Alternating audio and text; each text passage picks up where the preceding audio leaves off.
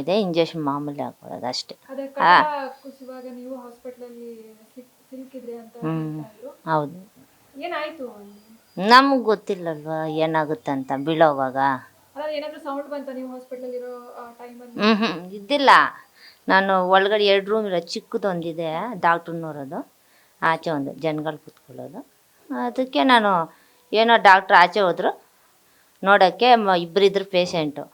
ಅವರು ಆಚೆ ಹೋದ್ರು, ಅವ್ರ ಹಿಂದೆ ನಾನು ಬಂದೆ. ಅವರು 3 ಜನ ಬಚಾವಾದರು, ನಾನು ಒಳಗಡೆ ಸಿಕ್ಕಾಕೊಂಡೆ. ಅದು ಮೋಲ್ಡ್ ಏನೋ ನನ್ನ ಮೇಲೆ ಬಿದ್ದಿಲ್ಲ, ಗೋಡೆ ಮೇಲೆ ಕೂತ್ಕೊಂಡಿದ್ದೆ ನಾನೇ. ಆಚೆ ನೀವೇ ಆಚೆ ಬಂದ್ರೆ ಬಾಕಿ ಯಾರಾದರೂ ಬಂದಿದ್ರು ಕರ್ಕೊಂಡು ಬರೋಕ್ಕೆ? ಒಳಗಡೆ ಯಾರೂ ಬರೋಕ್ಕಾಗಲ್ಲ.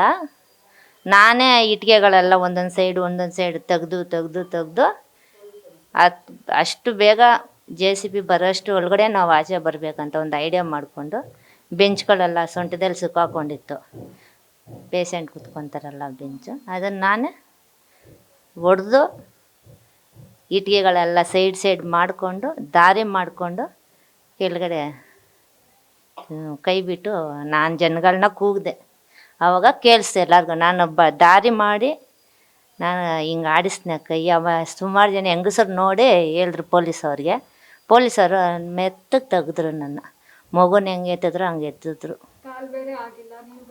ಇಲ್ಲ, ನನ್ನ ತಲೆಯಿಂದ ತೆಗೆದ್ರು, ಹಿಂಗಿಂದ ತೆಗ್ದಿಲ್ಲ. ಅದು ಹೆಂಗೆ ಏಟಾಗಿತ್ತು ನಮ್ಗೆ ಗೊತ್ತಿಲ್ಲ. ಆಚೆ ಬರಬೇಕು ಅಂತ ಅನಿಸ್ತಿತ್ತು ಅಷ್ಟು, ಇನ್ನೇನು ಜ್ಞಾಪಕ ಇಲ್ಲ ನನಗೆ. ಆಚೆ ಇಂಥ ಫ್ಯಾನ್ ಇದ್ದಲ್ವಾ, ಫ್ಯಾನ್ ಕೆಳಗಡೆ ಒಂದು ಪೈಪು ಹಾಕಿ ಫ್ಯಾನ್ ಹಾಕೋದಲ್ವಾ, ಅದು ಹಳೆ ಬಿಲ್ಡಿಂಗು.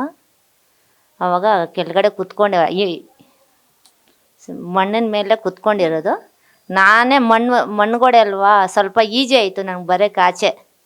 ನಾನೇ ಸ್ವಲ್ಪ ತೆಗೆದು